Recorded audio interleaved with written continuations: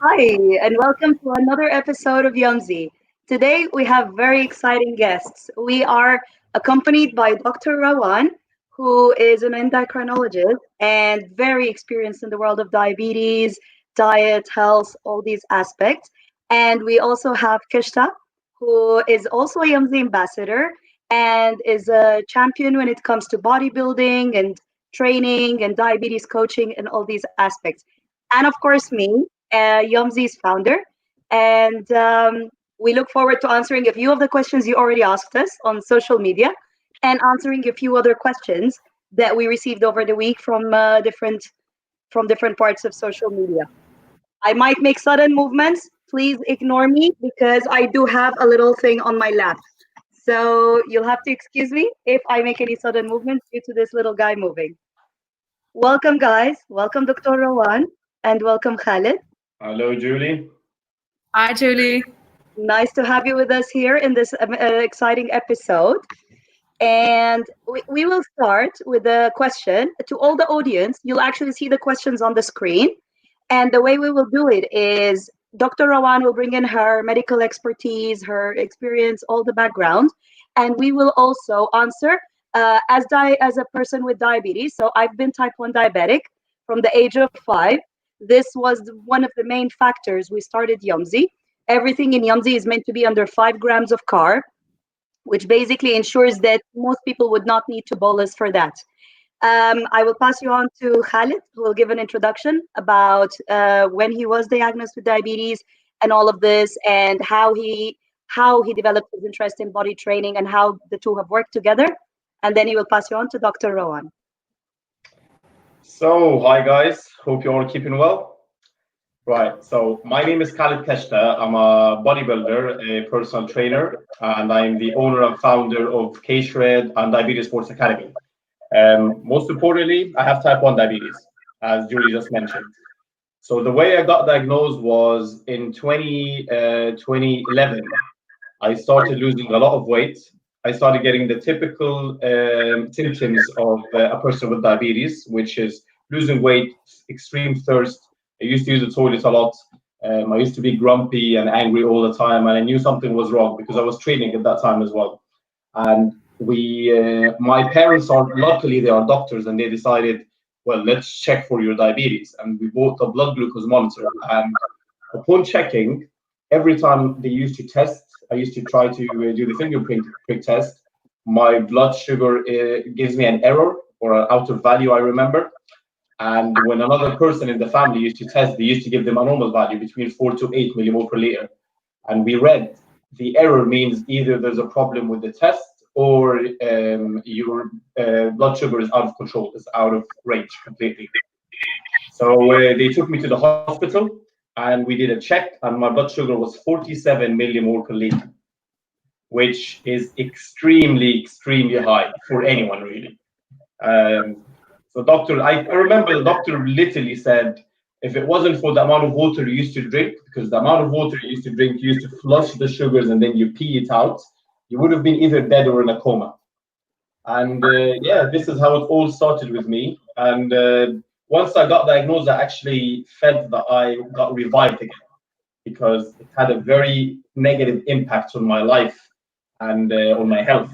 Once I started taking insulin, my blood sugar went back to the normal range. I was a happy man, never upset. That's it. We can testify to that. He's one of our ambassadors, and he usually is never grumpy. I will let you, Dr. Rawan, introduce yourself, and then I'll explain how I was diagnosed with diabetes. All right. Hi, everyone. Good evening from wherever you are in the world. It's 8 p.m. in Beirut. It's 6 p.m. In the UK. And it's wonderful meeting everybody virtually. So I'm an endocrinologist. I'm part of the American Association of Clinical Endocrinologists, as well as the French-Lebanese Association for Endocrinology, Diabetes, and Lipids. I'm a member of the Endocrine Society, and of course here in Lebanon, I'm a member of the Lebanese Society for Endocrinology, Diabetes, and Lipids. I'm an endocrinologist because one of my friends was a person with type 1 diabetes. As I try to change a bit the norms, we're trying not to describe people as diabetics because I'm sure people with diabetes understand you are so much more than that disease. My professor in France used to say diabetes is a condition that would be called a disease when it is not under control.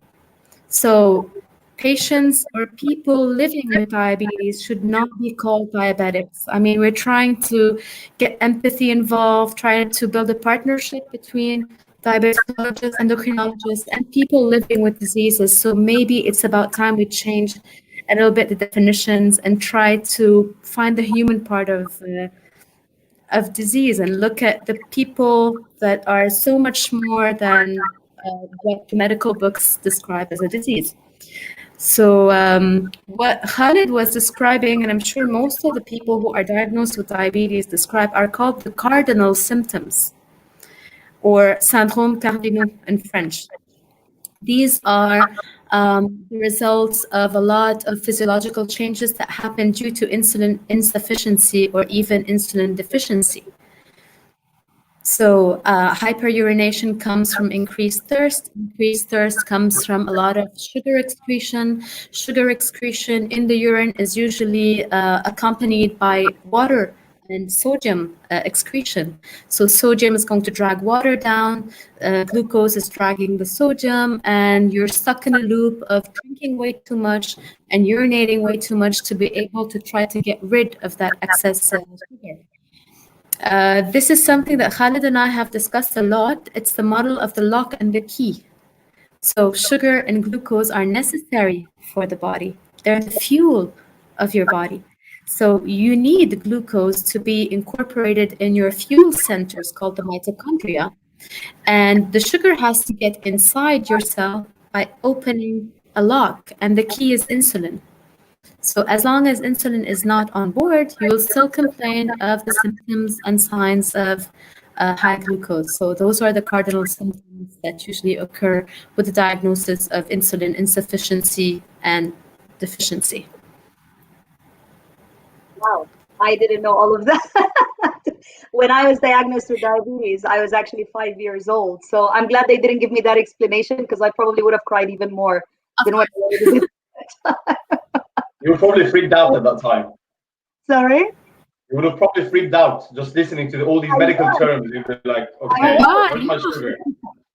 And in my case, we were living in a country where people didn't know much about diabetes. So even though I finished school that day, I was feeling very flu-like symptoms. I was feeling like a sore throat and this and that. I remember I went home and my dad was traveling to Japan that night for work. And I usually used to like joke with my dad and steal his passport and try to hide it and this and that.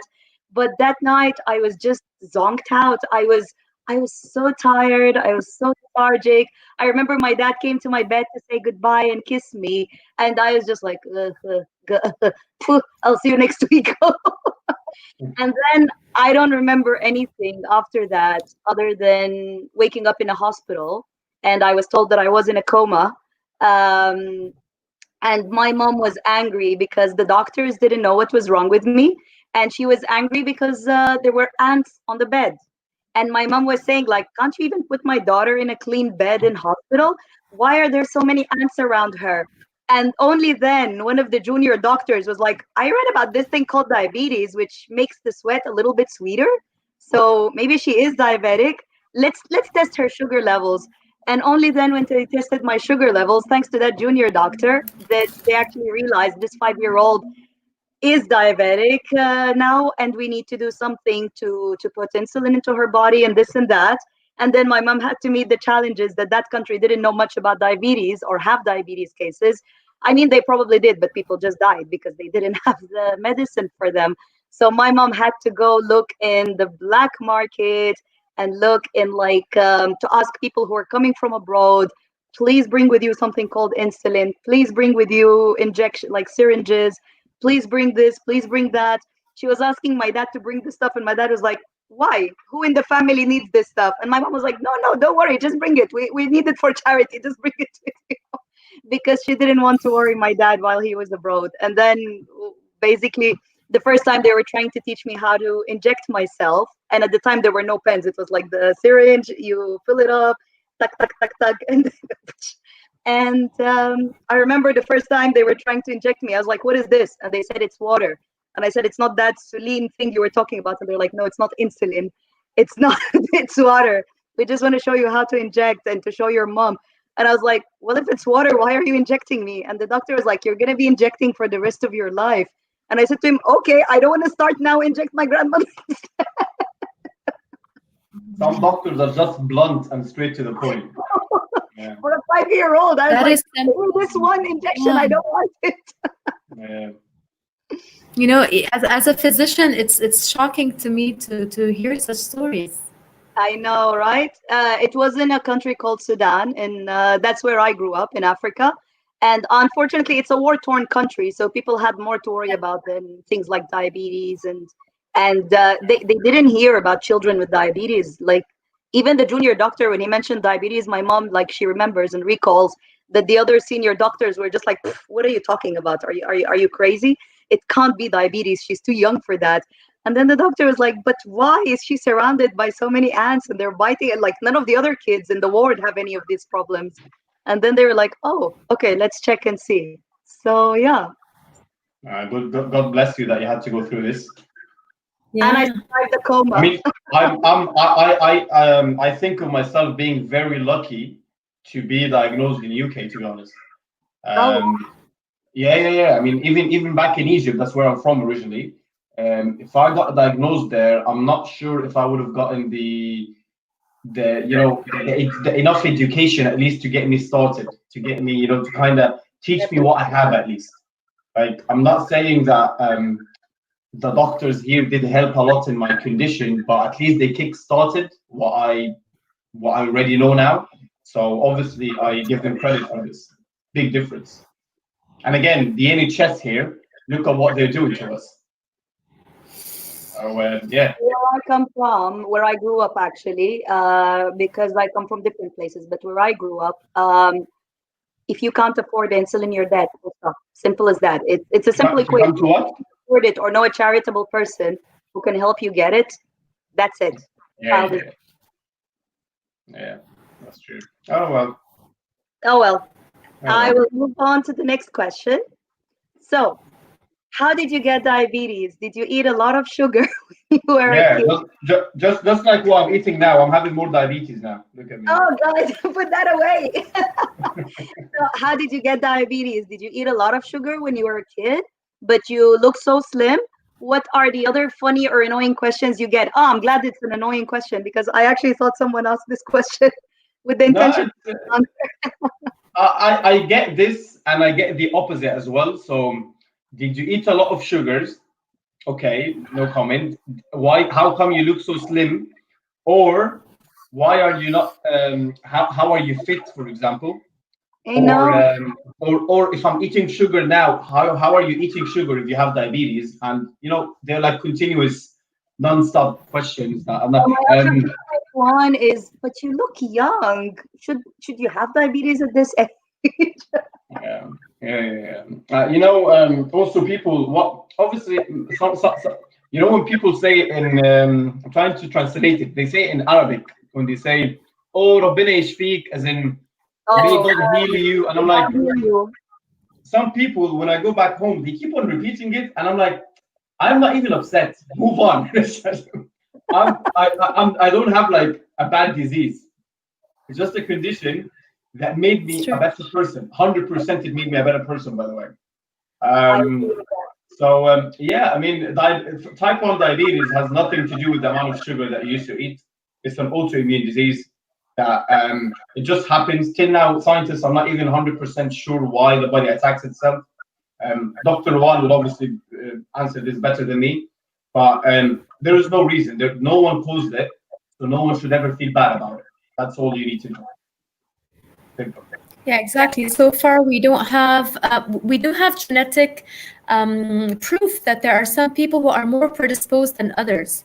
So at one time, they were discussing viruses like enteroviruses or Coxsackie viruses as kids having been exposed to these viruses and mounting some sort of immune response against them in their body. And this molecular mimicry made that antibodies, so the soldiers in your body that are supposed to fight viruses and bacteria, are now fighting your own pancreas or your insulin producing cells because they kind of look like that virus. So that was a theory in the early 2000s, I would say 2005, 2008. But right now we know that, for example, you have twins who have been they're born together, obviously, and they've been raised together.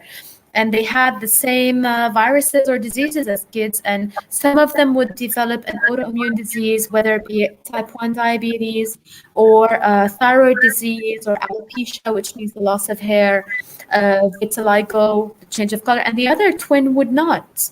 So they're not really, I mean, the reasons are not very straightforward. Now, we know that there are some molecular markers that make people be predisposed more than others to have diabetes, but this is a two-hit theory. Like the first hit is your genetic markers and your genetic predisposition, and the second hit is something that we would like to call environmental, but there's not enough proof to prove all of this. So it's nobody's fault. We should tell mothers not to be worried that it's something they have done during their pregnancy, especially in our part of the world where a lot of blame is put on people and their personal decisions. Like, you should not have done that. You should not have eaten this so that your children would not have diabetes. But honestly, we have to take the blame away and start talking a bit more scientifically and a bit more rationally to try to control what's happening. So the theory of what exactly causes people to have autoimmune diabetes is not clear-cut. We don't have just one answer. It's a multitude of answers. While we're talking about these different things, I think that's the perfect transition to our next question, which is, so there is more than one type of diabetes. Can you elaborate, please? So if we want to go back to the Latin term diabetes, it also comes from the Greek called diaveno, which means to pass through. So technically, diabetes means a siphon. So it's urine passing through the body in big quantities. The first time diabetes was mentioned was actually in 1550 before our own era, like before Christ. And it was written in the Elder Papyri. So the papyrus from the Pharaoh times, in which, so Khalid and I understand that. So there was a physician. You too, of course. No, we have discussed it before. What is out there that we didn't invent? We even invented the yes, yes, even conditions.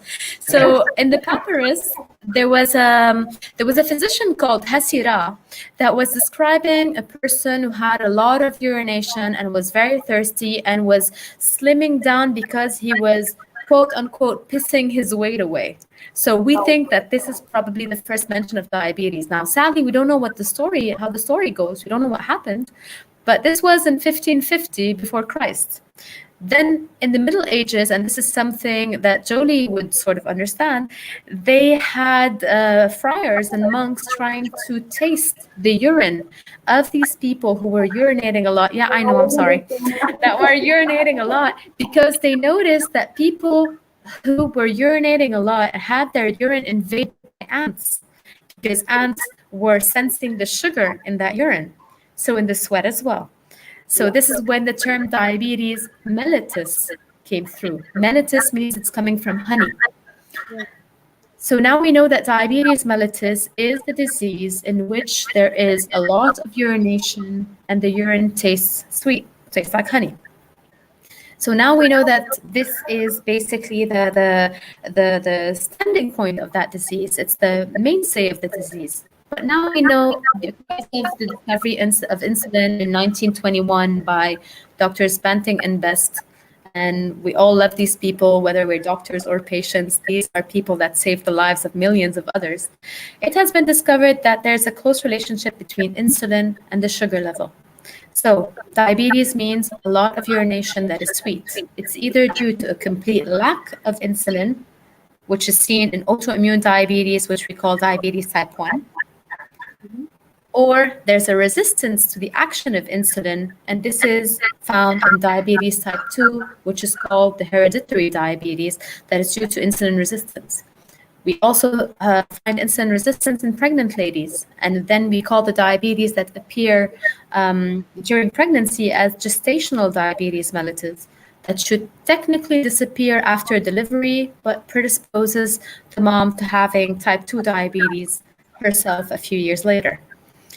There's, of course, the different kinds of diabetes that are caused by some kind of medications, like people getting diabetes due to increased steroids, diabetes that is following the anti-graft, like the treatment that you give for people who are having a transplant. So you have to give them an anti-rejection medication that predisposes for diabetes as well. And the more confusing kind of diabetes that we call the maturity onset diabetes of the young, or MODY, and these are different types of genetic diabetes. So there's a lot of more than one type of diabetes, and as we are evolving, we're discovering more and more types of diabetes. Wow, that was a very good explanation. Would you like to add anything, Khalid?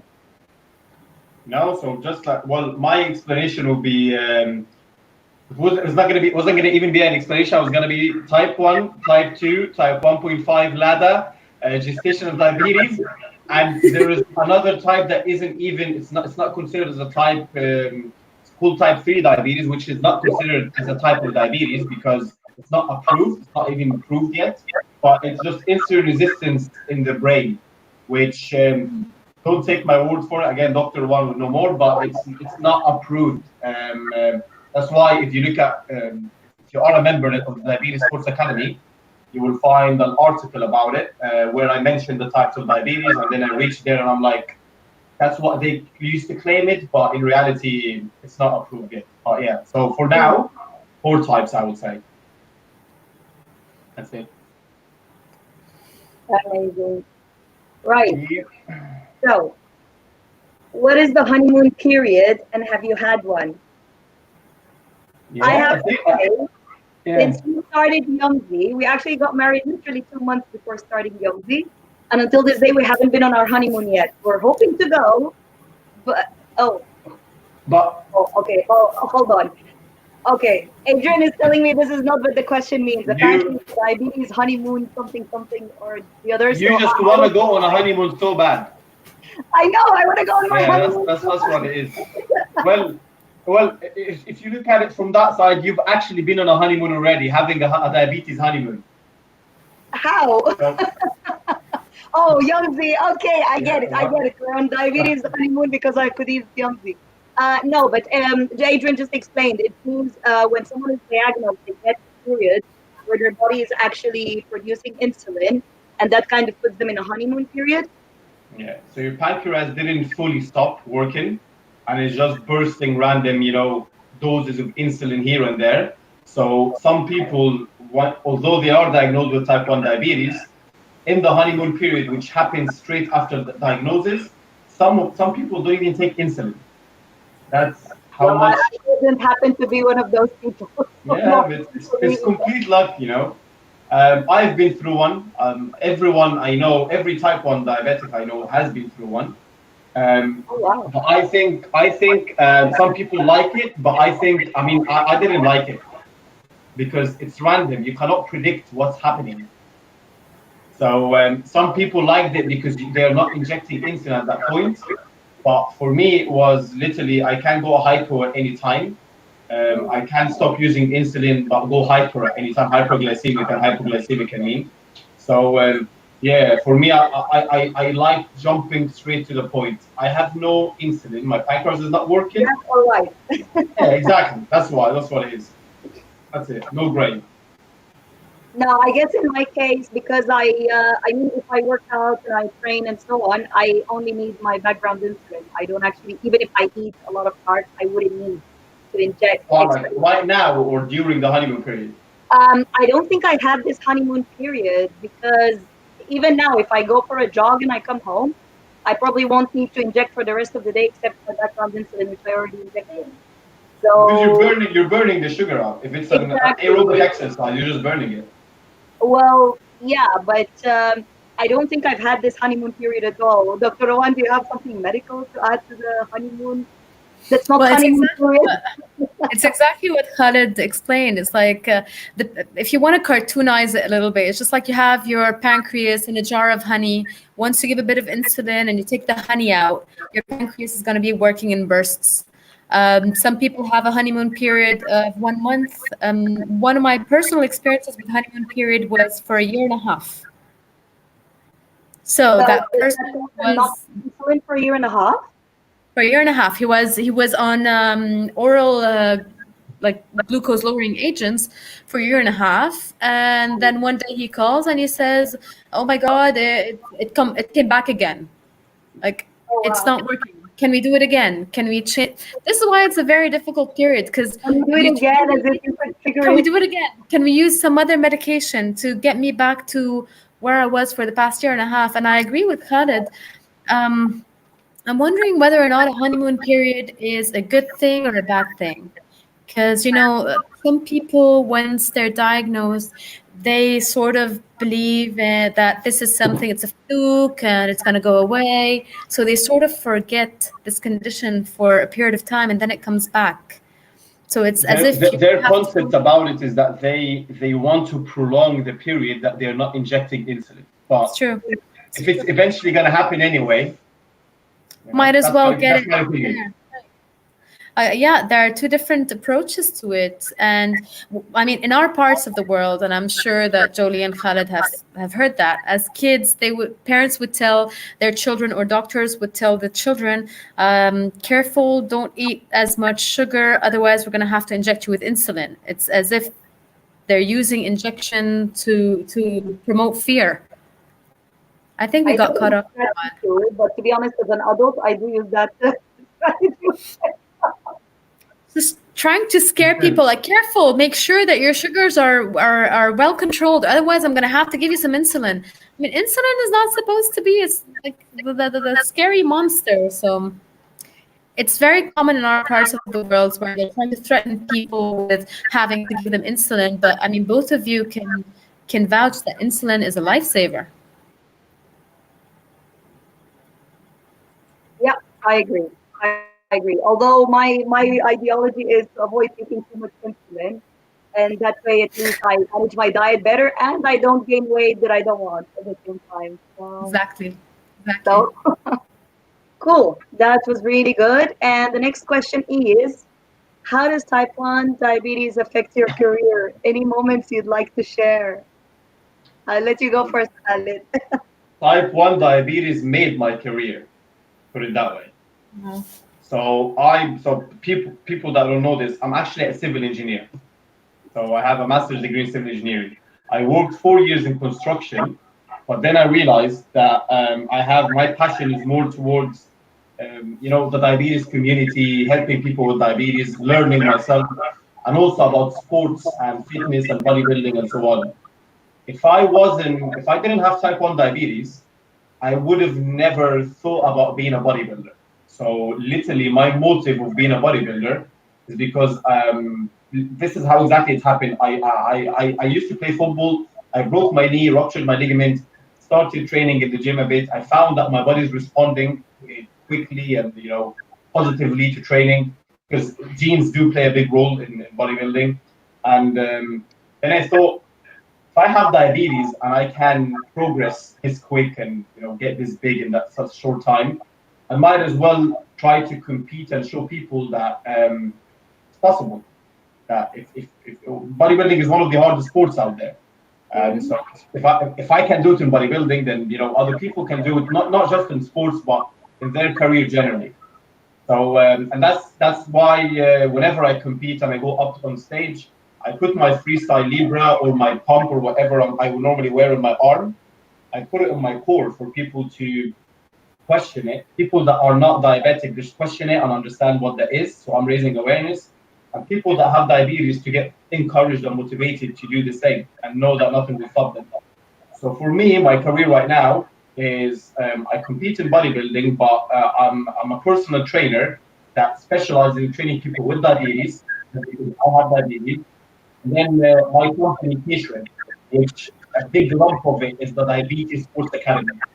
So literally all my career is basically revolved around diabetes. So I'm not saying this just to motivate people and all this, talk, but literally I think diabetes did help me more than like it benefited me more than harming me. Put it that way. Yeah. Any moments I would like to share? Competing, actually, yeah. I mean, that day of competing is it's severe for someone with type 1 diabetes. It's insane. No one would want to go through this, to be honest. I can go in more depth, but if I find a question similar to it, just for the time. No, go for it. Go for it. So with bodybuilding competitions, for example, the closer you get to the competition, the lower the carbs you eat. Yummzy. And that's why if I knew Yummzy at that time, it would have been a blessing, because Now we're still a blessing. you don't want to know. You don't want to know what I used to do. I used to watch people eat desserts that made thinking that could satisfy me. That's how bad it was. I couldn't have it. Friends, you were forcing them to eat desserts on your behalf. It's insane. It's insane. Yeah. Now I used to snap on people basically the 2 weeks before the competition. Almost I tried to go zero carbs, but obviously I can't because I go hyper. I'm a type 1. I'm training 3 times a day, literally 3 times cardio a day, plus a session of lifting. I need sugar. There is no way around it. So I used to limit myself to like 50 grams, 100 grams, whatever it is. So very low carbs. And then the 2 days before the competition, anyone, not just people with diabetes, we do something called carb loading.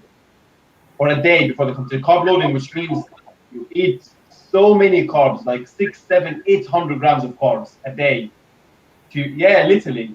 I think that's my norm for the whole year, because I low carb. I have maximum 15 grams of carb a day. I think that's my norm for the whole year, Khalid. Bodybuilding comes with a prize, Julie. No, that doesn't work. I was in boxing and not bodybuilding. I used to be a boxing trainer. No, that's a bit different. Even with boxing, I'm sure you have to kind of eat a lot to have, your calories and so on, the energy. Grams of carb. But not this. No. Allowance then. No. That amount is insane. But the whole reason is because as a bodybuilder, you've been training for so long, you've been dieting for so long that your muscle glycogen is depleted. You have no glycogen in the muscle. Glycogen is the carbohydrate stored in the muscle. So the muscles looked flat. I was like very low in fat, but I looked, flat. So the reason we carb load is to get that glycogen in the muscle, so then I can look like a circle. You know how bodybuilders look like a cloud? That's how they look like a cloud. That's a good way to say it. Yeah, exactly. But then this, plus that we have to dehydrate ourselves severely. So I can't have a sip of water on competition day. Wow. So all this together, obviously, plus the hormones in my system, my blood sugar is high all the time, plus the dehydration that a normal person would have, for a person with diabetes, like 10 times worse. It's not pleasant.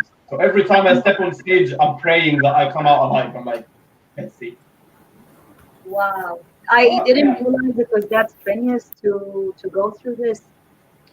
I wouldn't. So bodybuilding is not a health sport regardless, whether you have diabetes or not. Training to be a bodybuilder, basically what I mean dieting and working out in the gym is very healthy and good. But taking it on the next level of actually competing, that is a different story.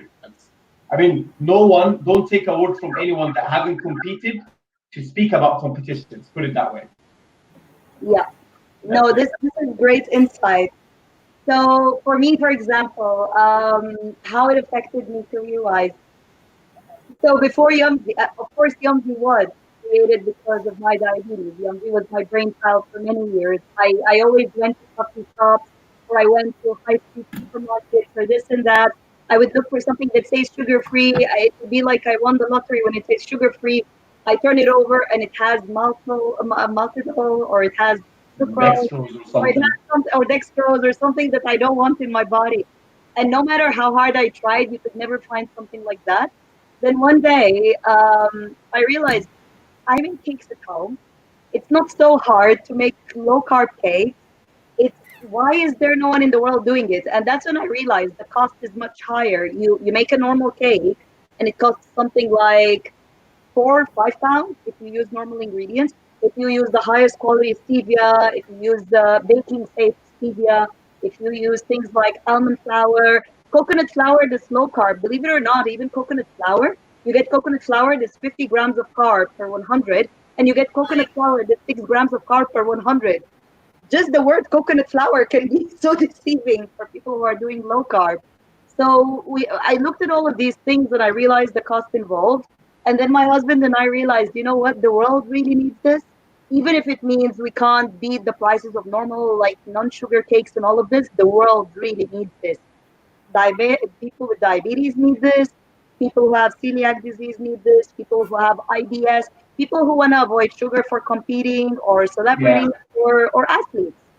I want to tell you, people need to understand also the different. People need to be educated about the difference between ingredients, because this, if people come to you and say your products are expensive, for example, and let's say, for example, they compare the sweeteners of your product to another product, and the other product is full of these low quality Thank you.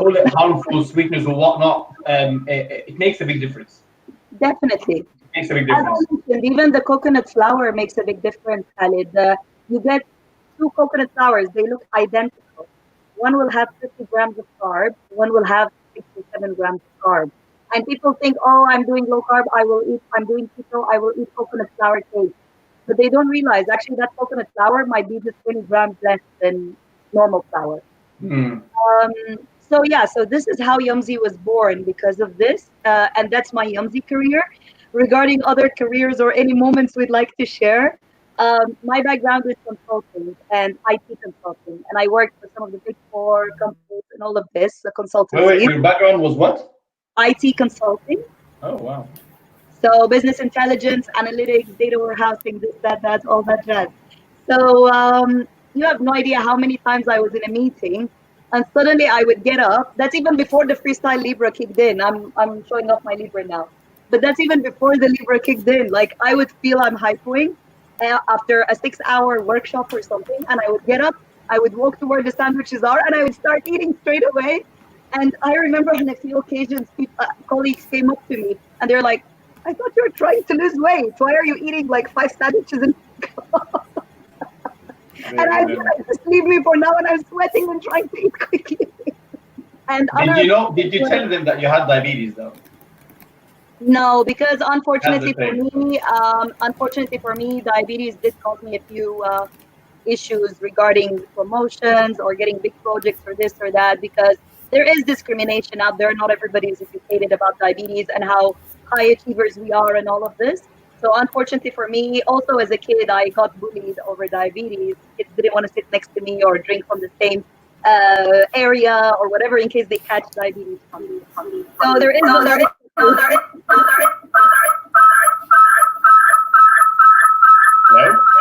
Hello? What's happening? Are you hearing echo?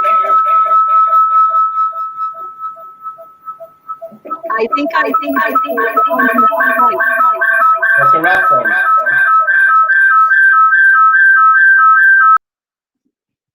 Hello? Oh, that's better. Oh, it was Rawan then. But okay. I see her still. Just add to stream. Let me add her. There we I'm go. I'm still here, but yes. I could hear echoes. All right. I think it was you, Rawan. It's because once you hung up, it went away. Now, about any moments I'd like to share. We'll have to blame it on someone. So. Yes, of course. Might as well. About moments I'd like to share. There were so many other embarrassing moments. I never forget the first time I met my husband for a date, like an official date. After we met in a tango class, we were dancing, this, that. We never met again. And then he managed to hunt me down and we started talking and this and that. And it was the first time we actually went on a date. And I never forget, like we were talking and I was literally constantly stuffing my face. I'm glad I didn't scare him off at that point. And I didn't mention I'm diabetic. my husband was just watching me eat like 2 or 3 sandwiches in one go. He was probably, damn, this girl is gonna be expensive. High maintenance. Exactly. Right? And Yeah. then to make matters even funnier, the first time we kissed, he was kissing me and I was sweating and hypos don't choose the best time. Hypos happen Right. even in the most intimate of times, yeah. and you gotta deal with it. Oh yeah, 100%. I think it hypo does it on purpose.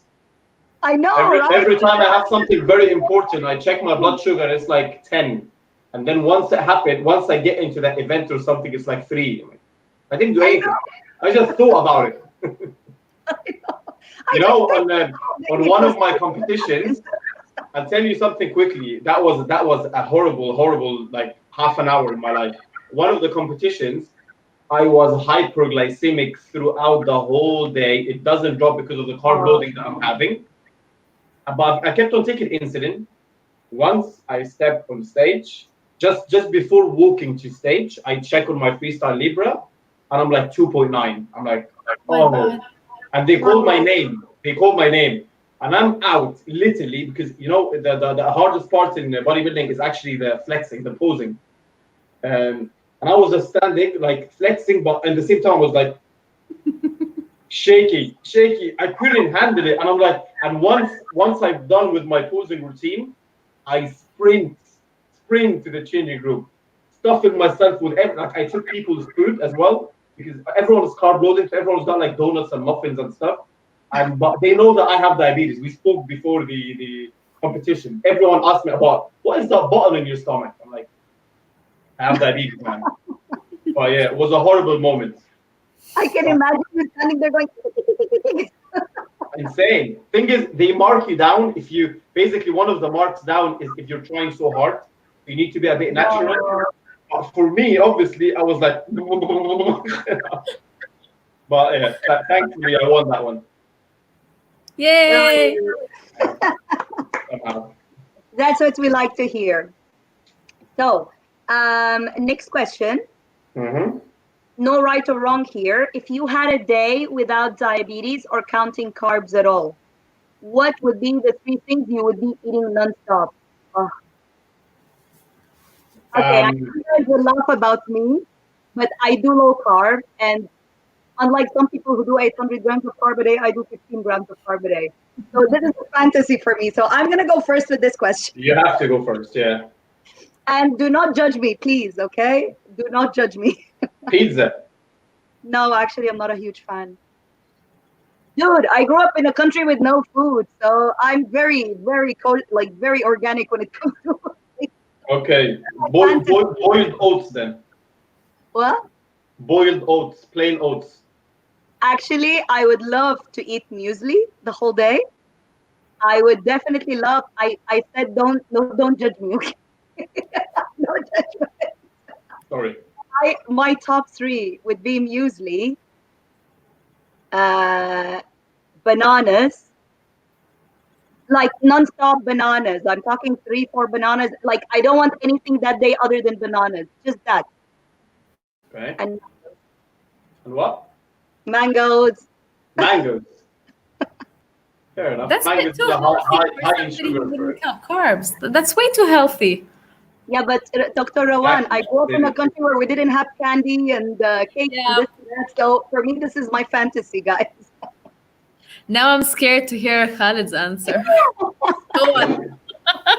What would be the 3 things you would be eating nonstop if I have a day without diabetes or carb counting? Right. I eat everything on earth while I have diabetes and carb count. There is nothing that you can mention that I'm not eating, literally. I can imagine have anything. 500 units of insulin. Okay, let's in the neck, man, just have it. It's cool. You see, I'll tell you something. I hope people don't get this the wrong way. But type 1 diabetes, basically your pancreas is not working. Done. Okay? It's not type 2 diabetes where you could not cure it but reverse it somehow. Yeah, reverse it by dieting and all that. Type 1 diabetes is done. So if you're not following a diet to get fit or to lose weight or for any other reasons, as a type 1 diabetic, you can actually have what you want and just take the right amount of insulin. That's It's true. not gonna harm you more. That's what I think. But yeah, no. But the thing is, look, I'll tell you the disadvantage of this. The more insulin you inject, the more risk you get of going hypo or hyperplaying around. So if you ask me if you can go a day without injecting insulin, having, let's say, low carbs desserts or low carb food or so on, this would be better than having 800 grams of carbs a day, injecting a lot of insulin. You're gonna have easier control over your diabetes. Definitely. But again, it depends on your target. So as a bodybuilder, I have my my off cycle in which I am trying to gain a lot of muscles and so on. I have to eat a lot anyway. That's my profession. This is, I have to eat a lot. When it comes to cutting, obviously it's the other way around. Profession, please. Say again? Sign me up to a profession where I have to eat a lot. Okay. I'll sign you up to a 12 months off cycle bodybuilding. You're never going on cycle in which you're going to be cutting. Bulk for life. Yeah. But yeah, I mean, to be honest, for me, type 1 diabetes isn't preventing me from eating anything, but just having diabetes made me a healthier person. That's it. I want to have healthy food. I don't like high calorific desserts, literally, as in I don't really enjoy it. And whenever I'm out, I never have a dessert after eating, for example. I'm not like before where I used to eat a whole pizza. Automatically, I'm considerate. I'd have half the pizza and then have the other half later, for example, and so on. But that's it. Dr. Rawan, I know you're not a person with diabetes, but if you didn't have to worry about your waistline, you didn't have to worry about this or that, It'll be ice cream. What would be your three things you would eat nonstop? Sorbet ice cream, lemon sorbet, then cherry sorbet, and chocolate chip mint. Sorbet. My three things. Ice cream? Yeah. Ice creams as well. How about you ship them to Lebanon? We're going to discuss that off air. I would go for ice cream. Awesome. Okay. Well, I used to say the same, but now that we have Yummzy's ice cream, I'm just like, oh, grab some pistachio Yummzy ice cream. It's all good. Everything is done. Wait, you actually do? Yeah. Not deliveries at the moment, but when we reopen our cafe in the new location, we used to have 3 flavors of ice cream, different flavors all the time. We are looking at expanding it into shops and so on, but it involves When are you reopening, by the way? That's a very good question. When we know what's happening with COVID.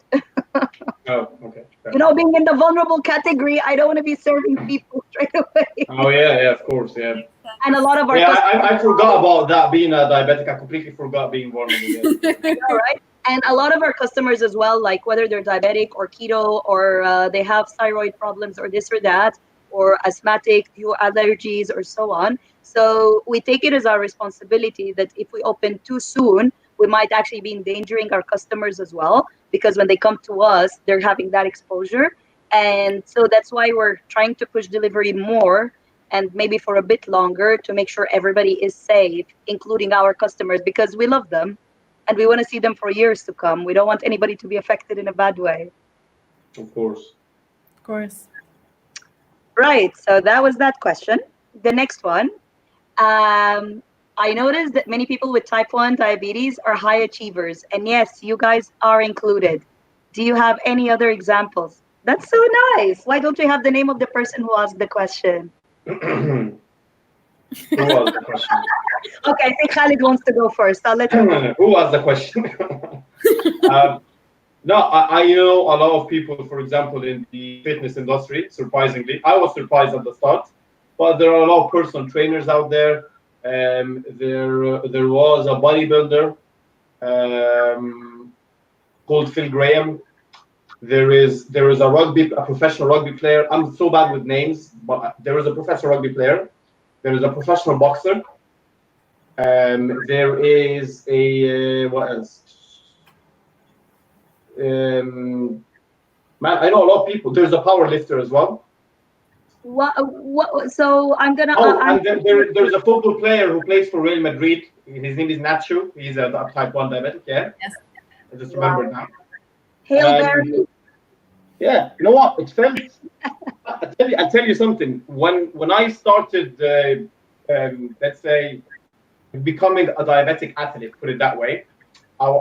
There's a professional sprinter and a marathon runner. I keep on remembering stuff now. Anyway, when I started becoming a diabetic athlete, I thought at the start, I'm the only diabetic athlete out there. Yeah, hoo ha. And then once I went through the hype, I'm like, wait, that sucks. I really want others that I want other. I'm sure that there are other people that are like me or even better than me. And I wanted that. Like internally, I wanted to share some moments with them and stuff. Yeah. And then I went to a few events, and I realized that I'm 1 in 1,000. Literally, Wow. there's a lot of people better than me out there, and they have type 1 diabetes. Not better, just more like everybody unique in their own way. You're all high achievers. Aww.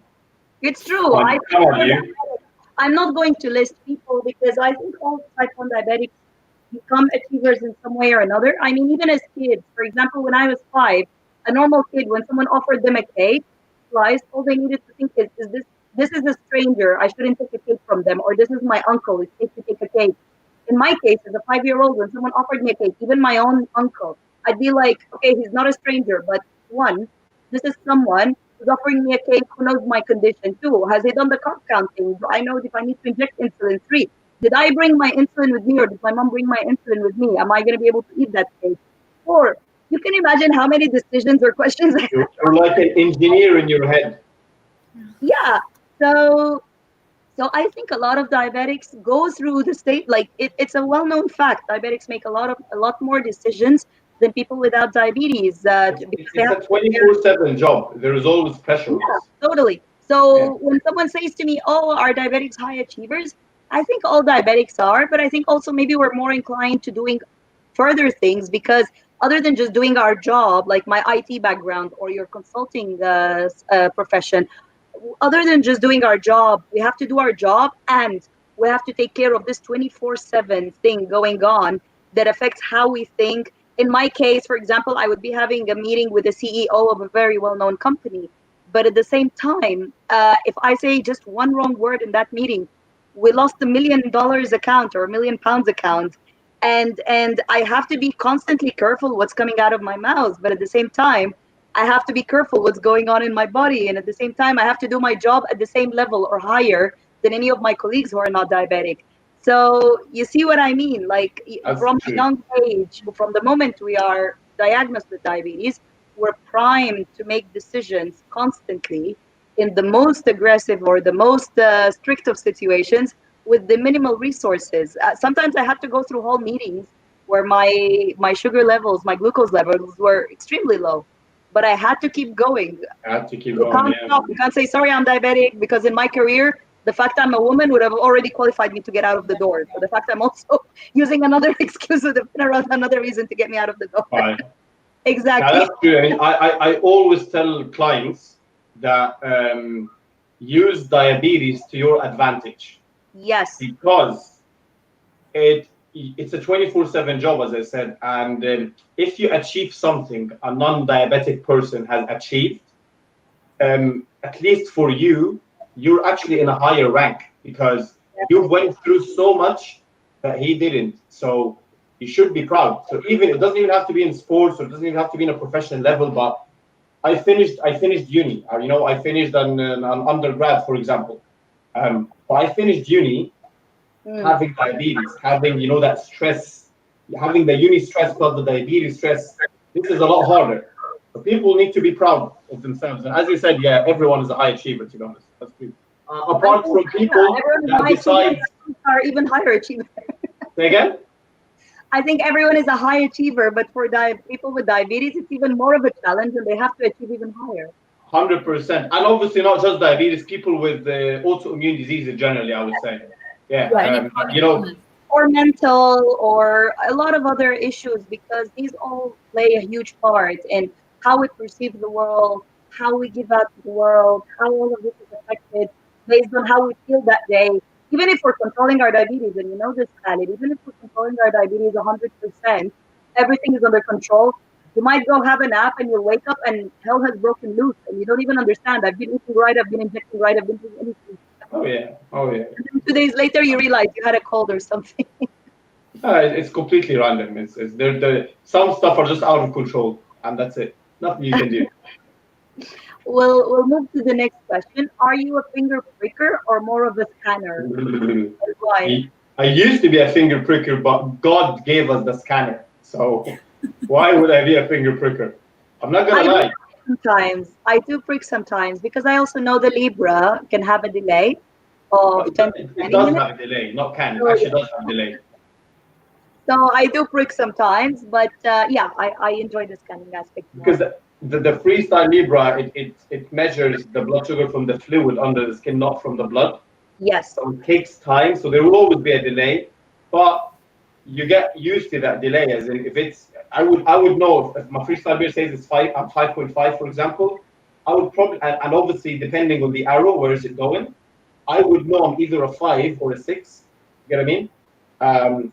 But we have to give credit to the diabetes technology that is spreading and evolving so quick. Literally, I used to finger prick myself 20 times a day. I counted it. 20 times I used to. Yeah. I used to run out of places. It's depressing for me. Say again? I never counted it. It would have been too depressing. But I used to test once, minimum an hour, or sometimes twice an hour. It depends on your activity. So Yeah. you want to test once you wake up, before food, after food, and if you're eating 6 meals a day, for example. So if you're training twice a day, if you're not feeling good, you have to test and so on. But literally with the freestyle Libra, man, it's a blessing. Like doing this instead of finger pricking, just like going like that, and then I'm gonna go hyper now. Okay. I saw your video. Show me that. Let's have a number. Montage it. I saw your video about putting the freestyle Libra on different parts of the body. That was really awesome, actually. I urge every single person viewing this video to watch Khalid's video about which part of the body you can put the freestyle Libra, where it would be more accurate, what are the issues, and so on and so forth. Thank you. Yeah. Highly recommended. Dr. Rawan, I think the next question is specifically for you. Khalid might know some answers as well. What is the newest technology to help keeping sugar levels under control? Well, the most important thing in technology, one, is to have an idea of what your sugar is doing. So any continuous glucose monitoring system is being much more investigated in helping to stabilize diabetes. I mean, we used to talk about fasting blood sugar, postprandial blood sugar, HbA1c. Right now, we're discussing more and more time in range. And this is something that's very important. So time in range, any sort of glucose monitoring system that would give you a better time in range is the newest technology to help keeping sugars under control. This is concerning scanning and instead of finger pricking, obviously, because we're trying to move away from this era. And I'm sure everybody is happiest with this technology. The second part would be the insulin dispensing technology. So this is when we're talking about insulin pumps. So right now we're moving forward with smarter kinds of pumps. There you go. Khalid just demonstrated the Omnipod. You just showed us your freestyle Libra. Yeah, but still. So the Omnipod is a brilliant solution. I mean, I tested it when I was training in France, so I tried it on myself without any insulin because it would have caused a lot of disasters if I put insulin in it at my state. But the Omnipod is a beautiful piece of machinery that is very small. You can see it on Khalid's arm. And it can, there we go, Oh, no way. store up to 200 units. There we Your go. arm is too big. Maybe that's why it looks so small, but it's actually much smaller than other pumps, regardless of Khalid's arm. I'm not putting on my arm again. Not for me, no. No, for you. So the Omnipod is really nice because it doesn't have any tubing. So for people taking the metro or being in the subway or being among a lot of crowds and among a lot of people, having a pump that has no tubings. Oh, there we go. The electricity is off. I hope you can still see me. We can can. see It's only very your face. romantic, Actually, but we like it's it. better like that, actually. Yeah. Very Very good. So we're gonna romantic. keep on the vampire mode somewhere. Having an insulin pump with no tubing is actually much easier for some people, but of course it depends on the quantity of insulin you're injecting because the Omnipod could carry, if I'm not mistaken, up to 200 units, Khalid. That's Yeah, yeah. it, 200 units of insulin to be changed every few days, every 3 days. 3 days. If everything goes well. You have different kinds of technology, and the newest one by Medtronic is the 670G, which has, there we go, and let there be light. So Vampire mode. there we go. So the 670G has its own sensor. So you sort of have like your sensor, your glucose monitoring system that's communicating with your pump. So if you're going to a hypo and your sensor catches it, it's going to stop your pump from delivering insulin and preventing further hypoglycemia. So there are smarter technologies to try to get you to be as independent as possible. But of course, the number one thing is always, always, always monitor your insulin and your sugars yourself. The machines are not going to take your place. I mean, you do, And the God knows. machine malfunction Yeah. sometimes. Exactly. So, yeah. And you can do a lot of calculations. I mean, there was a study that showed that patients with people with diabetes have, they undergo more than 20 decisions or calculations per hour. Like, Yeah. should I take this? And you were just discussing this. And Yeah. so even if technology tries helping you decrease that number of decisions, I'm sure that you're not going to let technology do all of the work for you. No, and you need to be careful because we have seen a lot of examples where technology malfunctions. So you Of need course. to be very careful. Even if, I'm sorry, but we've seen doctors occasions where even doctors give you the wrong calculations. So I you agree. always have to check everything, see if it No, works. no, Dr. Rawan knows that. She knows that not all physicians are actually they're actually meant to give advice. Put it that way. Oh wow. What we're trained to do, I mean, the way I see it, the best way I could help someone with a chronic disease, especially one like diabetes, is I have to give you the advice to control your own diabetes better than I would do it for you. And that's So admirable. You actually give the person person the to empowerment, run your own patient life. empowerment. This is what patient empowerment. I mean, we are here with the information, but you're here with the experience. I mean, if you tell me I would rather do this amount of insulin, I would say go right ahead. My job is to be there in case you need any help. My job is to be there to give you the push, the advice, to listen to you, to try giving you the right tools. So this is how there's a true, I mean, this is the partnership, a true partnership between patient and physician.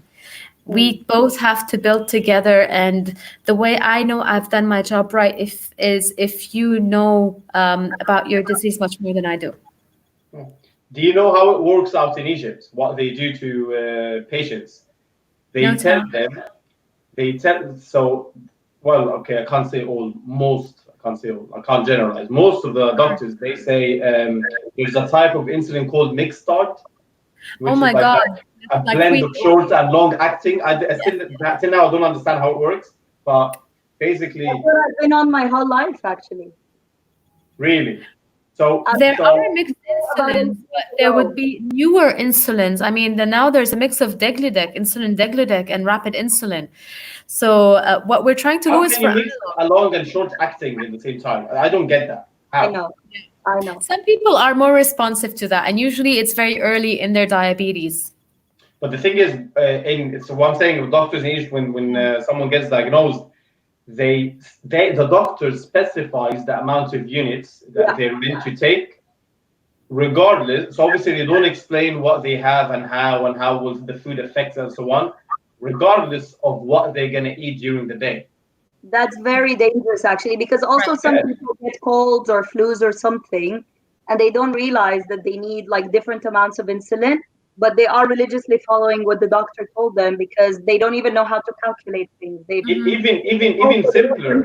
inject this much. Full stop. Yeah, but not even with the flu. Let's say one day I had vegetables and a lot of protein, and then the other day I literally had donuts and pizza and whatnot. How am I injecting the same amount of insulin both days? Yeah, yeah. And that's why they struggle abroad, that because they Of don't course. have the education of Right.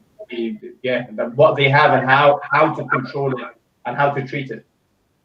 I do love what Dr. Rawan said about enabling the patient themselves to do what is right for them. I remember when I first mentioned low carb to the dietitian in hospital here in the UK in London, and the dietitian was like, no, low carb doesn't work. You need to eat potatoes, you need to eat rice, you need to eat pizza, you need to eat. And I said to her, I don't even like these things, and I get migraines when I eat them, and it just does havoc to my. No, you need to bring your HbA1c down. And I understand it was high, it was 8 point something at the time, which is not that high, but still 8 point something. She was arguing. How will eating pizza drop it? I don't get it. No, but here's the fun part. I did her advice for 3 months, and my HbA1c jumped to 16 point something, which was horrendous. And then I went back to her and I said, how do you know about diabetes? And she was all like, I only did a degree in diet and nutrition, and I practiced as a dietitian for many years. And she was trying to belittle the situation, and I said to her, "Okay, how long have you known about diabetes?" She was like, "My career, 12 years." I said to her, "Good for you. I've been diabetic for 30 years of my life. So, do you want to tell me who knows more about this?" And then after that, luckily, I was moved to another consultant who basically said, okay, you know a lot about nutrition. You know what you need to do. Don't see any more dietitians. That's it. No more dietitians.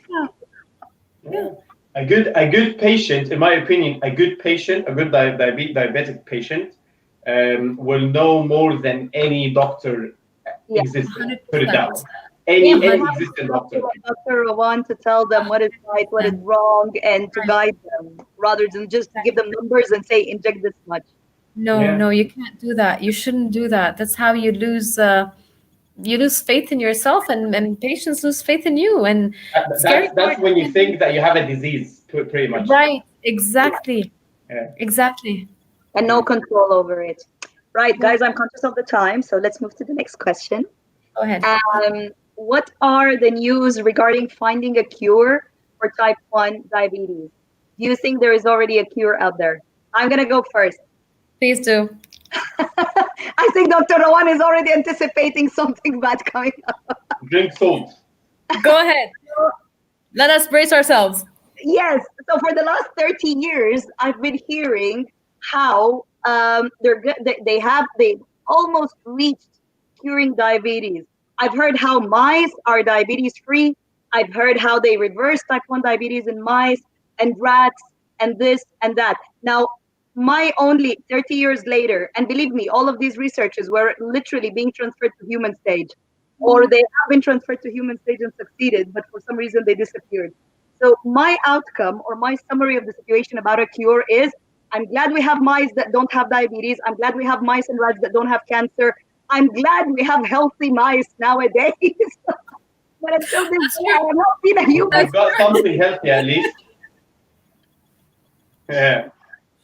I have not seen humans cured at a massive okay, there are 1 or 2 here cases in there, but I haven't seen humans cured at not a commercial way, but more of a generalized pattern, way, general pattern.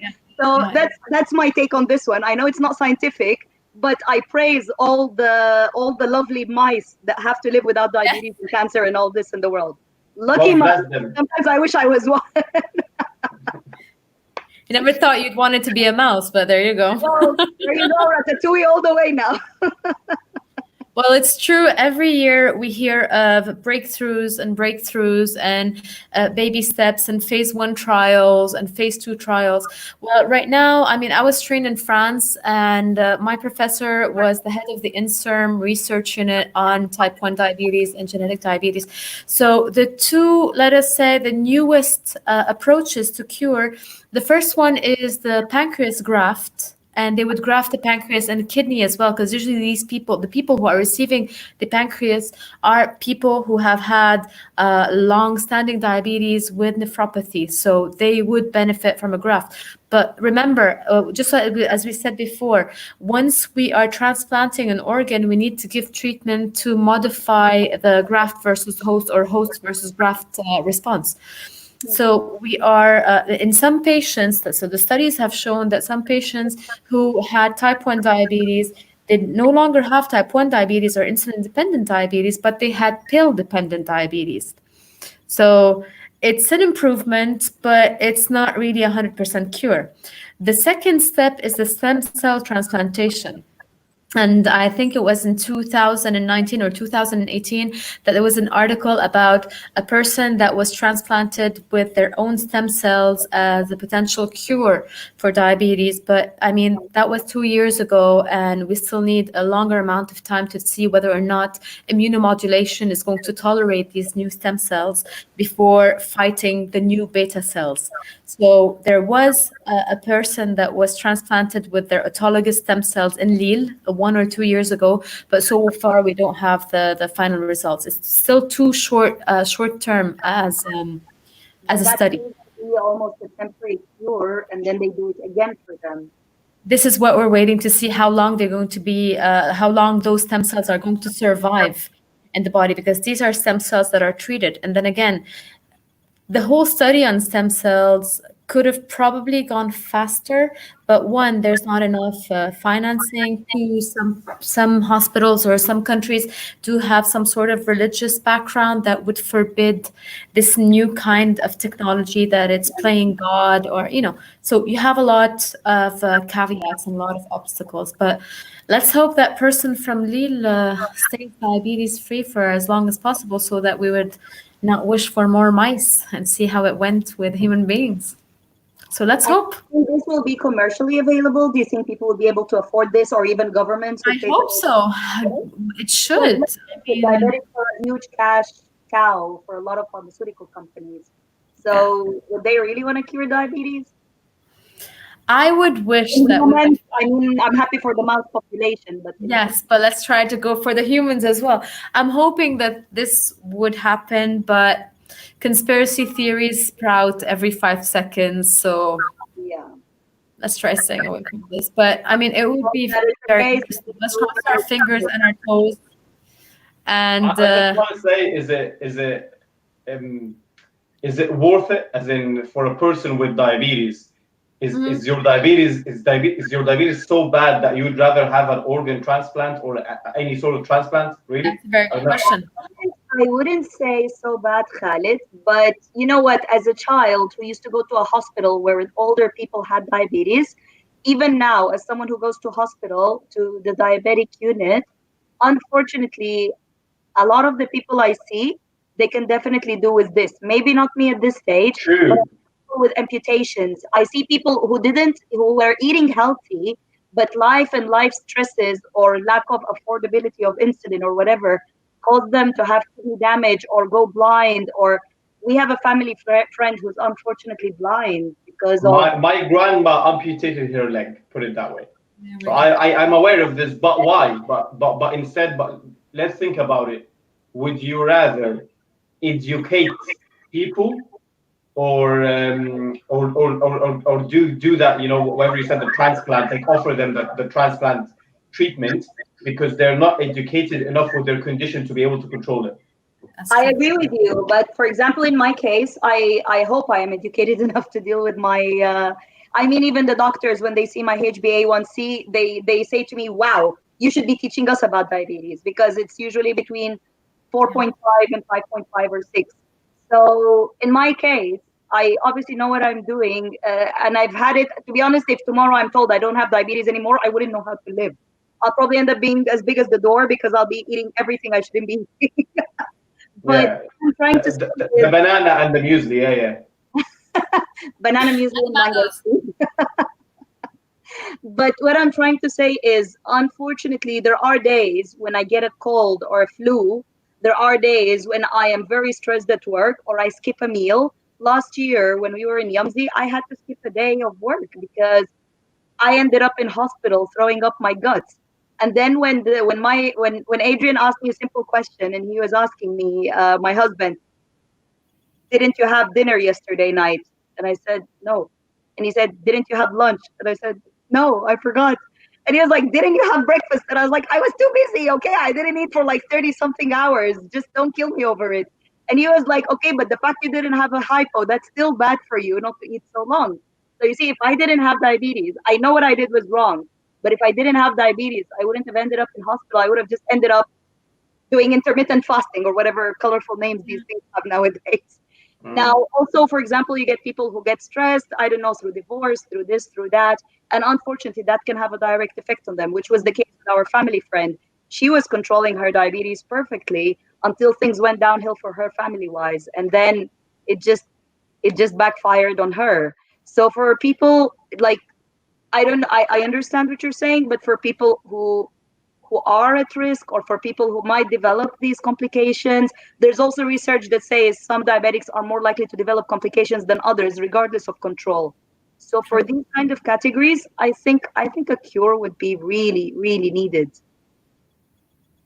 Oh no, I'm 100% with a cure, of course. I mean, I'd rather not have diabetes without having all that mass inside my head. But if you ask me, would I rather have diabetes for the rest of my life or do an organ transplant? I'm like, no, 100% diabetes. Comes with a price. These operations come with a big price. So of course, and immunosuppressants and so on if they're involved in that. So yeah, totally agree with that. Right. Okay. Would you rather be a type 1 or a type 2 diabetic? I answered that indirectly already. Okay. You said it, either white or black. I don't like gray. So no insult to anyone no offense to anyone with type 2 diabetes, but I'd rather be a type 1. I don't mind injecting. I don't want to ever think about, oh my God, my diet is ruining my diet is worsening my diabetes, put it that way. Because as I said, with type 1, you can eat whatever you want as long as you inject the right amount of insulin. Type 2, if you eat whatever you want, you might end up in a type 1.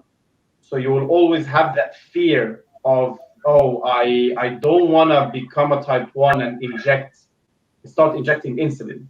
Having tablets is hard enough for me. I think I'm actually happy that I become type 1 straight away. I'm like, boom, black, type 1. So I'd rather be a type 1. I don't know. For me, I totally agree with what you said, and it's what you know rather than what you don't know. But another reason for me, I get a lot of customers who used to come to Yummzy, and when they see like how I low carb and this and that, they used to say to me, if you were type 2 like me, you would be cured now.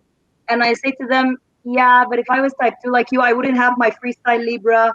I wouldn't know exactly what I need to inject when and what to do with it. It's not as clear cut as type 1. And I don't know about other countries, but I think in some countries, people with type 2 diabetes don't get the amount of support or medication, or not medication. They do get medication, but they don't get the facilities to check like freestyle Libra and so on as much as a person with type 1 diabetes would. So yeah, in that case, maybe I agree with you. Maybe type 1 sounds, I don't know. It's a hard question to answer. I'm not. It's a tough one because you're injecting. You're still injecting insulin. I'm okay with the injecting. I think for me, it's more the lack of precision with type 2. I wouldn't know, like I wouldn't have a freestyle Libra, first of all, that's not fully funded. So that alone would mean I have to fully fund everything in type 2, other than the pills I'm given by the doctor or the insulin or whatever it is that they subscribe. So I mean, it will always be like a different opinion. Like I bet someone with a type 2 diabetes will say, oh, definitely type 2, because I wouldn't want to start injecting. Because think about it, for someone injecting, if they've never did it before, it's a big thing. It's not. We are used to it, by the way. It's not normal to inject yourself 10 times a day. That's not normal. Just to let you know, we're just used to it. Put it that way. That's true. I hope, Dr. Rawan, you never have to have any of the two, but as a doctor, if you had to choose one. I would choose type controlled. Whichever type I would have, I would want it to be controlled. That's all I care about. Wow, that's a brilliant thought. I think that's what Khalid and I have been trying to say for an hour now. Just get it controlled. I mean, uh, technology is advancing so fast, and I'm sure that there will always be easier and more controllable techniques and machines and technology and pills and whatnot. But just type controlled would be good. I think this is what we're looking for, just trying to stay as healthy for as long as possible. So type 1, type 2, they ask me a lot. Like I have my patients ask me, what is more difficult, type 1 or type 2? And I said, the goal is the same. You have to get a type controlled. That's what matters. Yeah, True. that's very true. That's very true. Okay, the next question is, how do you deal with clients that have diabetes, type 1 and type 2? I am not going to answer this because for me it's just buy Yummzy products and carb count. But I think I'll pass this question to Khalid and Dr. Rawan. So I treat my clients as a personal trainer exactly the same way I treat myself. So excuse me. Type 1 or type 2? Whether type 1 or type 2, really. I mean, obviously, with the differences of adjusting your insulin dosage and your insulin to carb ratio and so on, the stuff that I help type 1s with. But in the end, it's the same concept. You've got priority. Your priority is not losing weight, is not getting stronger, is not having better performance. It's controlling your diabetes. That's like out of question completely. You have to have controlled diabetes to be able to even think about achieving your goal in terms of sports or fitness. So without having this mentality, your approach is going to be invalid. You're not going to be able to do so. So type 1, type 2, control diabetes. And then I try to enlighten people, for example, the different factors that affect your blood sugar levels, different types of exercises that would affect your blood sugar levels, because every exercise would have its own effect and it will be different from one person to another. So I help people how to even try, how to test the exercise, how to understand the difference between dawn phenomena and feet on the floor phenomena. For example, when you wake up and you're hyperglycemic, you need to know the difference. You need to know how to control it, what foods to have or drinks to have when you're hypo. And this is very broad. I was just on a webinar before this, and some people, they treat their hypos and it's working for them with a banana. Yeah, here you go. Here you go. For me, literally. Something bad about those people, please. That's me. That's you. Okay, all right. I didn't even know this really. But for me, for example, as a nutritionist, a banana is considered as a complex carb. Okay, so logic would say actually you need a simple carb to treat your hypo. You need a sugary drink. You need a candy. Something Unless you have a problem with sugar like me and you're actually intolerant to sugar. So if I have a glucose tablet, even if I need that much glucose, if I have a glucose tablet or I half it or I have a sip of a drink with sugar, I actually end up with a migraine for days after. There we go. Really? Yeah. So for me, sugar is not just because of diabetes. This is how low your carbs are. Literally, your body is used to low carbs. Before, even before I was 5 years old, if my mom gave me like a Coca-Cola or a Pepsi-Cola or whatever you give kids to make them happy, I would have 2 or 3 sips and then I'd be like, oh, my head hurts. So you get like a sugar rush. Sugar. It's called like a sugar rush or a sugar crash, but for you, it's too quick to happen, like straight away, actually. Yeah, but it lasts for days. I get a migraine for days after. Okay, that's not sugar crash. I have no idea what that is. I remember once I was in a meeting and I injected my fast-acting insulin instead of my slow-acting background insulin. And that was around like 15 units, which is really high for fast-acting. And I remember I said to Adrian, I'm going to die now if I don't have a lot of sugar. So bring me a lot of sugar. And it was the first time in years that I had to drink like an orange juice. And it was one of those really sugary orange juices. And I remember I was having a few sips and like everything was fine, saved for the day and everything. And then for 3 days after that, I was having a hangover from the orange juice. My God. As I said, okay, no, I said the opposite. I was gonna say, as I said, you might be an economic wife, in which you get hangover from sugar, you get drunk from salt. I don't know what else. But yeah, basically, I'll tell my is educating the clients, to get back to the point, educating them and teaching them how to control their condition is top priority. More important than giving a diet plan or a workout plan. Yeah, and enabling them to manage their own condition long term. Exactly that. Which Dr. Rawan said earlier, but the question is to you now, Dr. Rawan. How do you deal with clients that have diabetes, type 1 and type 2? First, I deal with patients. That's the difference between both of you and I. This is the difference. But otherwise, yes, I completely agree with both of you. To me, it's the same. Just give them the right tools they need to treat their right condition. Individualized therapy. This is the mainstay of treatment. Individualized therapy. Be there Because for one them. person might have 800 grams of carb a day, another person might have 15. So it's very individual. Exactly. So you individualize your therapy. Awesome. And I think this one will also be for Khalid. How does your where did you go? We lost you. Very good talk. Now. So, how does your training affect your diabetes? How does my training affect my diabetes? It depends on the type of training generally, because I do a mixture of training. Basically, put it that way. I'll try to make it simple for people to understand that there are two types of training, aerobic and anaerobic, and each one of them will have a different effect on your diabetes.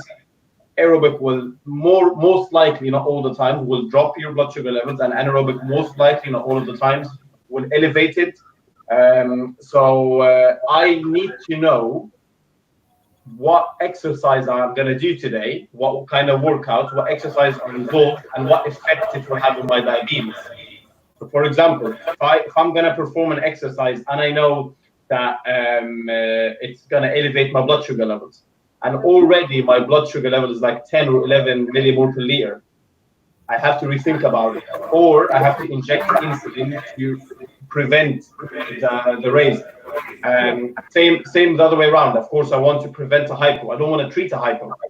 This is one thing that people confuse, is the way to control your diabetes is to prevent the abnormality instead of treating it. Definitely. So I wouldn't wait to go hyper, or I wouldn't wait to go hyper to treat it. If I have the knowledge and I know in advance that my training would do that to my diabetes, then I'll definitely prevent it. Not prevent training, but prevent it by taking insulin or taking sugar or even changing the routine. Let's say if in one day I'm gonna let's say do a light jog, aerobic exercise, a light walk or something, but I'm also gonna lift heavy weights and anaerobic exercise. If my blood sugar are tending to, let's say they are in the lower range, let's say 5 millimole per liter, I wouldn't start with the walk because I'm gonna go hypo in the end. Yeah. So I would start with whatever elevates my blood sugar levels. Okay, good, it's elevated. Then I'm gonna walk, exactly. And then I'm gonna walk, do my aerobic exercise, so it drops it. So in the end, I'll have something like a semi-straight line. Right. So it's science, really. The exercise and diabetes is just science. You have to understand that. Definitely. Yeah. And it's the science of anticipating also what will happen next. So that's it. You gotta know as well, because most of the exercises, whether it's aerobic or anaerobic, in a few hours, like a few hours after the exercise, eventually your blood sugar is gonna drop. Yeah. Regardless, so you have to understand that. You have to have your post-workout meal. You have to know. Obviously, everyone is different, but you have to know after how many hours this effect happens, and it's gonna be dependent on the volume and the intensity of the exercise. There's a lot to it, but it's easy to understand because it's yourself. You have to understand. Totally. And next question from one of our followers called Usama was, what are the effects of artificial sweeteners on blood glucose and weight loss? Dr. Long term or short term?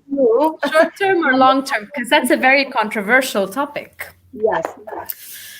Well, when it comes to diabetes, we know that the sweetener is artificial, so it's not going to raise your blood glucose on the spot. But let's say think a little bit about what it's going to do long term. On the long term, those artificial sweeteners, most of the ones that are chemically prepared, are going to do two things.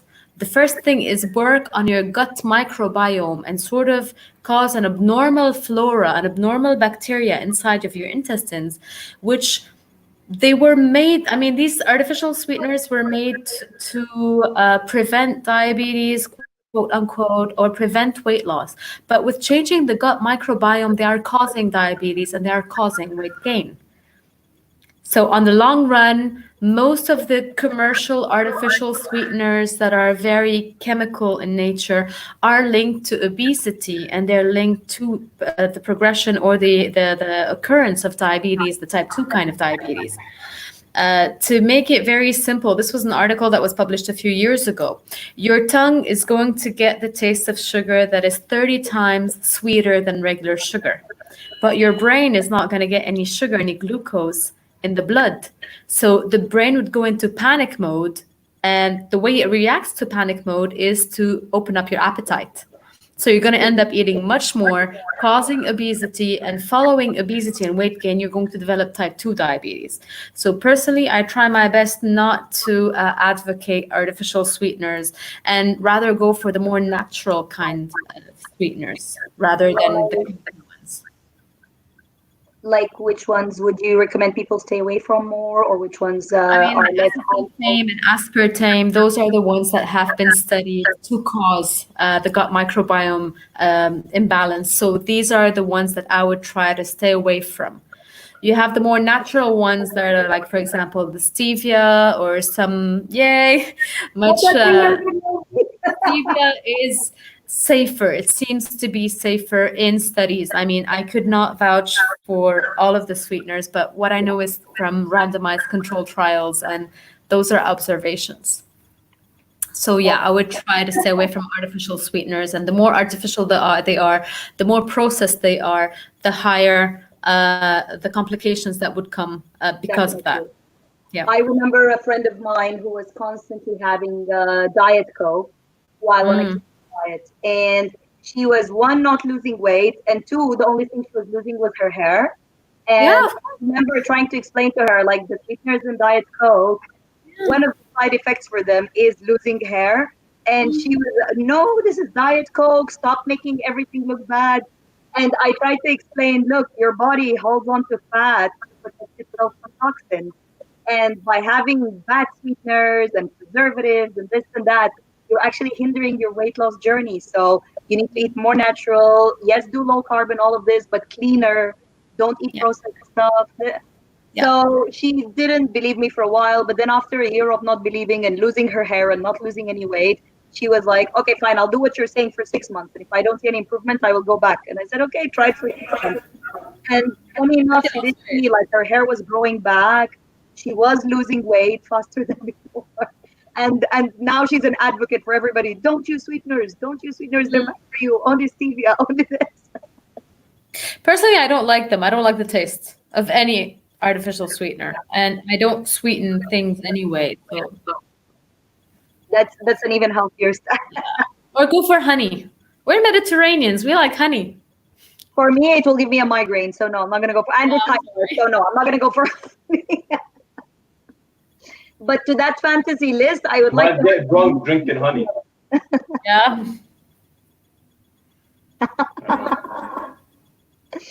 Right. So I think this is the last question, which actually came while we were on the call, and it's asking any advice for someone who was recently diagnosed with type 1 diabetes. Yeah, a lot. Try to keep it. Short. Very short. Be positive about it. Don't be ashamed of it. Never. Okay. Try to use it for your advantage. As I said, if you're achieving something like a non-diabetic, you're actually in a higher rank. Diabetes could benefit you a lot. Obviously 24/7 job and pressure and stress are all what we said, but it could benefit you a lot in your field. Let's say people get known, for example, because they have diabetes. Putting myself as an example, if I don't have diabetes, by the way, I would have been like a very average, normal bodybuilder. A lot of bodybuilders out there, they have a better physique than me. A lot of them. So like, I'm in 1 in a million. But why I don't know, I'm a bit unique or I'm known in the industry is because of this. Is because I have diabetes. That's it. But so diabetes did benefit me in this. So all it is just never be ashamed of it. And obviously, it's your life and your health. So you got to educate yourself. You got to educate yourself. You got to understand what affects it. And you got to take matters to your own hand. No one will know your diabetes more than you. That's it. Even if it's another diabetic, by the way, no one will know your diabetes more than you. That's very true, actually. I agree. From me, I would say it's not going to be an easy journey, but you will learn a lot in it. You will, especially self-discipline, and that self-discipline you will learn in diabetes will allow you to go in parts of life a lot of other people wouldn't even dream of. So my other piece of advice as well, and again, this is just my advice, as I said, as Khalid said, everybody deals with their own diabetes in their own way. If I'm allergic to peanuts, I'm not going to eat peanuts and inject anti-allergy or anaphylactic shots or whatever it is. So in my case, I know that I can't have very high carbs without injecting for them. So in the first place, I try to stay away from the carbs. But for someone else who's doing bodybuilding, or someone who has a very hectic lifestyle or this or that, follow your own advice, follow what works for you. Just remember, all diabetics have one thing in common: our discipline and how we try to do everything work under the pressure and all the decisions we have to make. So if someone is asking you midday at noontime, what do you want to have for lunch, and you feel like you don't have the brains to make that decision, just say, you know what, let's go for a walk, I'll grab the first thing. And don't be hard on yourself, because you already made way more decisions than that person since the beginning of the day. True. I Dr. agree with Rawan, you. anything to you, from you? For my advice, well, two actually. The first one is pick a physician who's willing to build a partnership with you. Most of us, the newer generation, or those who have truly specialized in diabetes and especially autoimmune diabetes, we're here to help. I mean, we're here to listen, and we want to guide you to make your own best decisions possible. And the second piece of advice is actually a tattoo that I saw on one of my patients with diabetes over her hand. And it took me a while to understand what it was until I had the nerve to ask her. So it says, I am greater than my highs and my lows. Wow. So let me try showing you. It's like there's one, I'm greater than my highs and my lows. So no Wow. matter what you have, you are greater than just a number. You are greater than your highs and your lows. You are a fully functional human being that happens to have diabetes. And try not being too hard on yourself. Life is already hard for everybody with or without diabetes.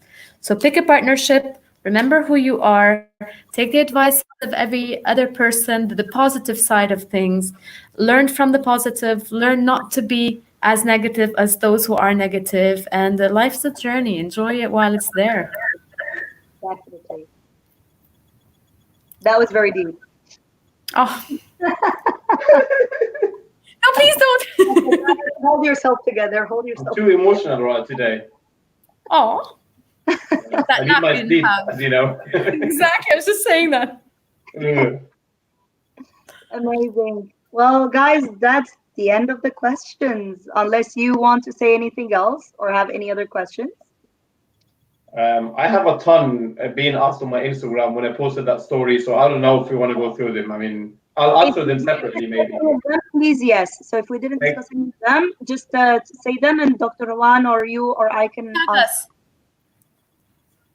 well, right now, you want to answer them now?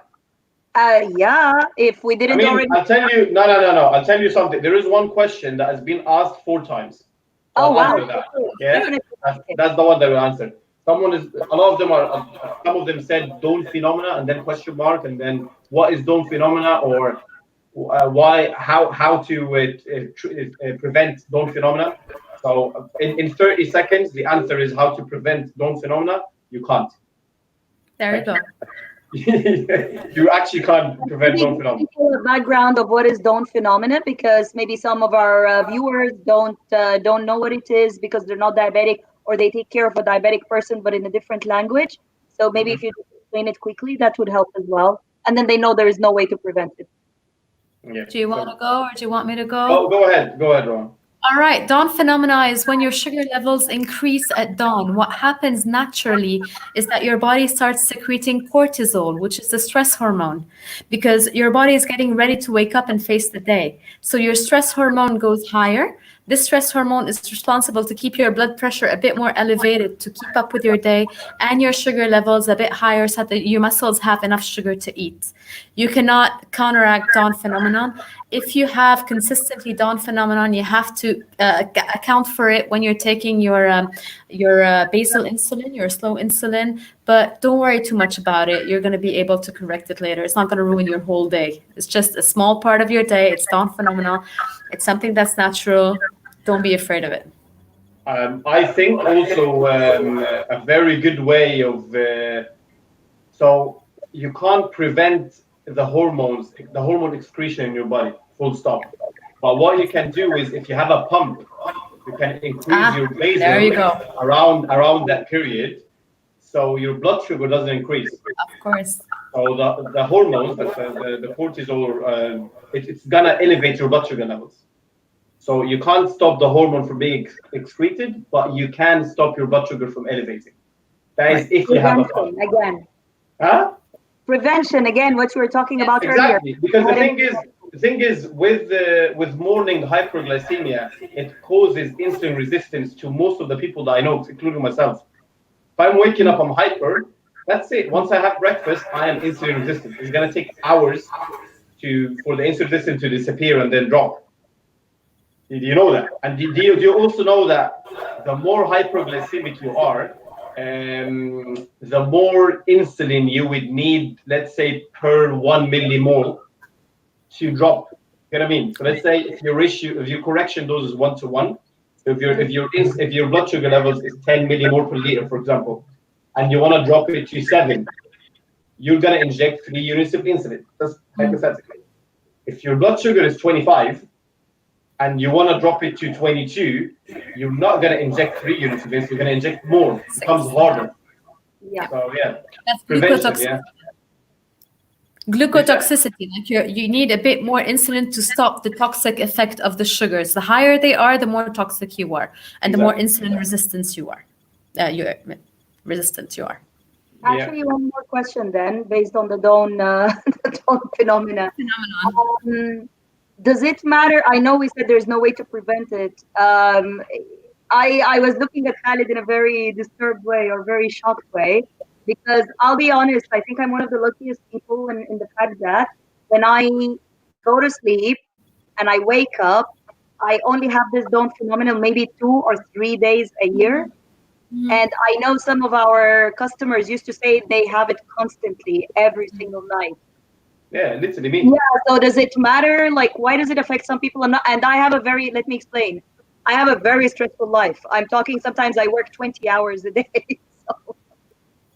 But it's your hormones. So, I mean, hormone secretions is completely different from each person. So this could change later on in my life, or could change in someone else's life.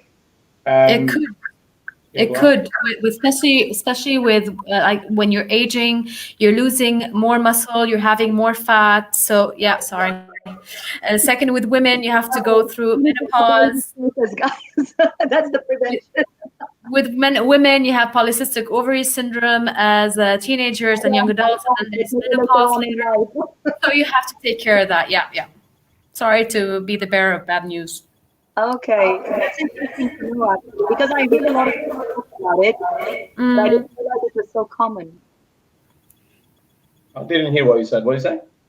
I said I heard a lot of people talk about it, but I didn't realize it was such a common. No. It's very common. I literally had. That's why, by the way, I started having the Omnipod. So the Omnipod, this isn't even. I didn't have it even for 1 week yet. That's new to me. Oh, Wow. Yeah, I used to have the. It's called an AACE Insight, which is a pump with the tubes that Dr. Rawan mentioned. It was great in controlling my own phenomena and my foot in the floor effect and all that. But it had a tube. With my way I live and my exercising and so on, it didn't work. For me to exercise, I had to take it off. So I had to cut my insulin dosage completely when I'm training. So, but I recently had very bad dome phenomena. Spoke to my diabetic nurse, and yeah, they said that's a good option because of how my lifestyle is. This has no cords at all, so I'm just giving it a go now, and it's controlling it. Believe it or not. Again, I'm not controlling the hormones excreted. I'm just controlling my blood sugar level. The side effects of that. But I can't. I don't want to always mention that because not a lot of people have a pump. A pump is expensive. If you're not funded, it's very expensive. So it's like I don't want to rub it in people's face. That's why I don't mention it a lot. yeah. Yeah. Awesome. That's it. I think that was a really good question, actually, that came up last minute. Yeah. A lot of people want to know what it is. That's why. And at least we didn't tell. Okay, I know there's nothing we can do to prevent it, but at least they know how to deal with it before it happens. Yeah. Amazing. Awesome. Guys, I can't thank you enough for the great episode with Yummzy, with me. And thanks, Khalid, for sharing your experiences. Thanks to Dr. Rawan for sharing your experience, your knowledge, the hope for cure, all of these Thank things. you for having us and having me. That's actually awesome. And my question is, when are you getting your products to Beirut? Do you want to franchise? You can talk to us directly if you would like We to. should. Right after that, we're going to discuss. Slide on her DMs. Say again? Yes, I'm saying slide on her DMs straight away. there we go. Totally, go for it. We would love to. Actually, Yummzy, the plan for Yummzy was to go international one day, but let's see with the whole world and what it's dealing with now, what will happen. But Beirut would be an amazing. We have a lot of Lebanese customers that used to come up and still buy from us. So we would love that. We would love that. And Yeah. what better than the sun, sea, and everything Beirut has to offer, and the lovely people. You're welcome whenever you want to come. And I the will accent. be there in a Bring couple of years. a few buckets of ice cream and come along. You forgot to say the accent, Julie. I get it. And the accent. Apparently, we have a cool accent. Yes, you do. Very nice and elegant. Our Can you old, believe it? Can you believe it? In Lebanon, they think that we Egyptians have a cool accent. I'm like, we what? actually You do have do. a cool accent. Yes, we do. Most of our singers are singing in the Arabic and the Egyptian dialect. And then if you look at the old black and white movies of Lebanon, most of them are speaking the Egyptian dialect. Yeah. Oh, wow, I didn't know that. I didn't know that. Well, I'm not going to put on my Arabic accent because I might scare Khalid because it's very Sudanese. So. Please don't. Please. Send Rawan a private message. Please send me a private lesson. Khalid's helping me with the Egyptian Arabic. So let's go. That's way advanced. That's going to be much harsher. It'll be like It's all right. Don't worry. We'll figure something out. Awesome. Guys, really, thank you so much for the great knowledge. And thanks to everyone who contributed with questions, whether you wanted your name to be called out or not. Thank you so much for giving us all these amazing questions. This video will actually go on our YouTube channel. So feel free to share it with a diabetic who might want to see other diabetics who've been through life, how we deal with things, a bit of advice from a professional who deals with the condition with hundreds and thousands of people rather than just our personal perspective. Feel free to share the video. Feel free to click and subscribe. I'm pointing down as if it's on YouTube, but I think it's already there, the subscribe button. Yeah. So click and subscribe. Exactly. And feel free to tell us more questions you have. We're planning to do this series with other people with diabetes. We're planning to do this series with people who have celiac disease or gluten-free intolerances. We're planning to have these series with vegans who decide to go vegan for ethical reasons, or to go vegan because of lifestyle reasons, or to go vegan because they can't have milk or dairy, like my husband, for example, who's intolerant to it. So bring your questions over, ask us all the questions, share the content with your friends, family, everyone who will find it useful. And Khalid and Dr. Rawan, thank you so much. Thank Thank you you. for having us. Have Khalid. an awesome evening ahead. You too. Take care. Take care, Bye-bye. guys. Bye. Bye.